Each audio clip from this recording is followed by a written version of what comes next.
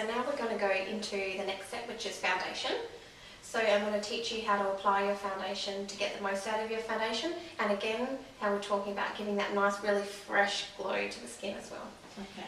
So today for you, I have picked a nice medium coverage foundation with more of a dewy finish. So by dewy, I mean that really nice glow to the skin, that nice fresh bit of a shine finish. Okay. There are lots of finishes to foundation, so when looking for a foundation you really do need to investigate. There are a lot of things that you want to look at before you purchase a foundation, like knowing your skin type, whether you're normal, oily, dry is really important to find the right one for you. Also knowing what kind of look you want to get out of your foundation as well, and knowing what kind of coverage you want. You can have more of a medium to full coverage or more of a light to medium coverage, so it's really important before you go in and find the right foundation for you to really investigate and think about what kind of look you want to go for as well. Okay. Okay. Or alternatively, go to someone who knows what they're talking about. That's it. Yeah, that's it. Them to tell you. Definitely. Yeah. So with foundation, again, you want to focus it in the T-zone. That's normally where you want to hold your most coverage. So I'm using a really nice foundation brush. This one's a nice paddle shape, so it really buffs it in, back and forwards motion buffs it into the skin. So if you start at the centre and buff outwards, then it will give that really nice natural effect as well, because that's where you want to hold your most coverage, and then buff it to the outer parts of your face. Okay, and is that because the T-zone it'll get oily and yeah, and normally people want a bit more coverage in the T-zone, so you'll get your most coverage there, and then it will buff in really nice and natural on the outer. Okay. So just backwards and forwards motions I find the best, and even patting motions as well.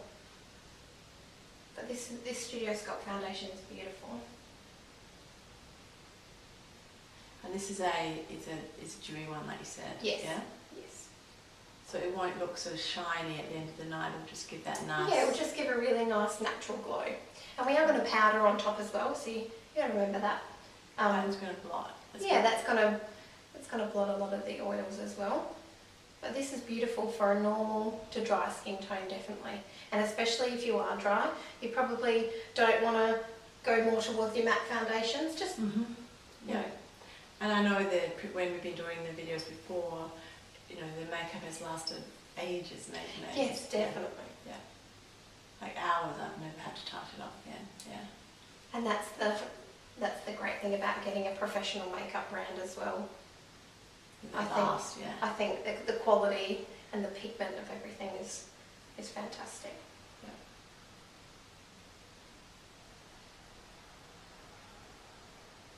I'm just really working it into the skin.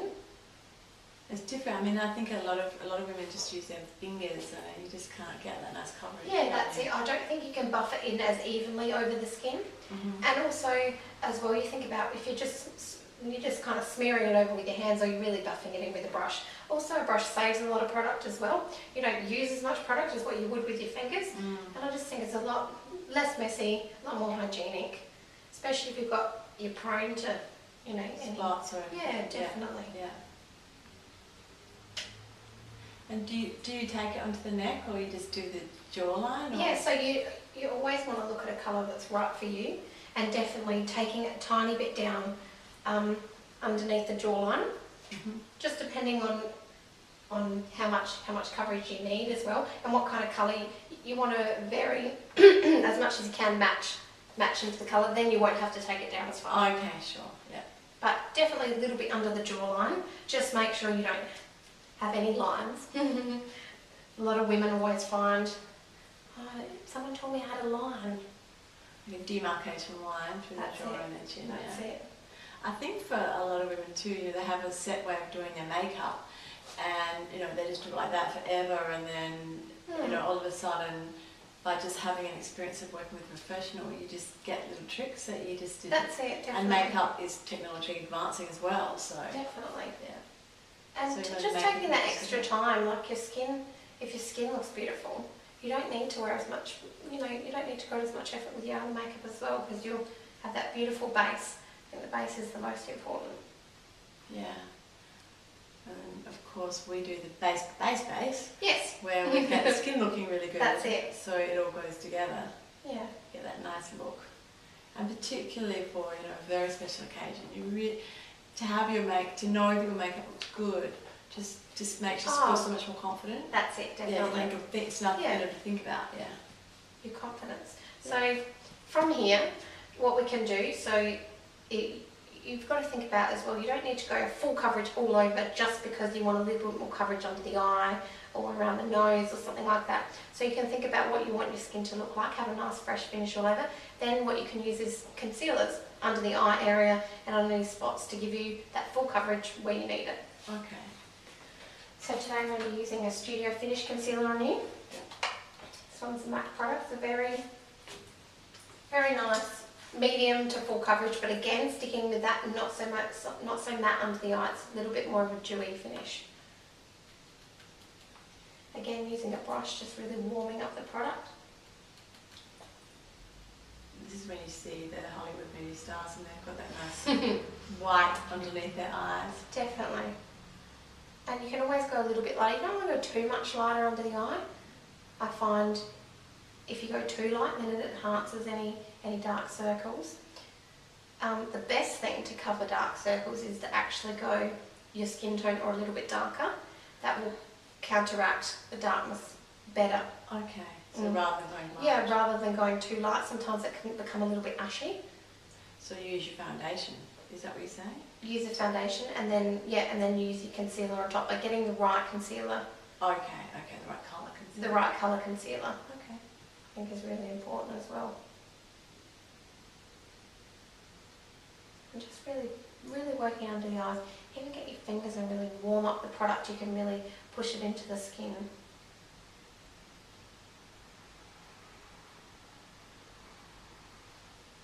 You get the most out of it. And you've got beautiful skin, but if you ever wanted to, you can go around the nose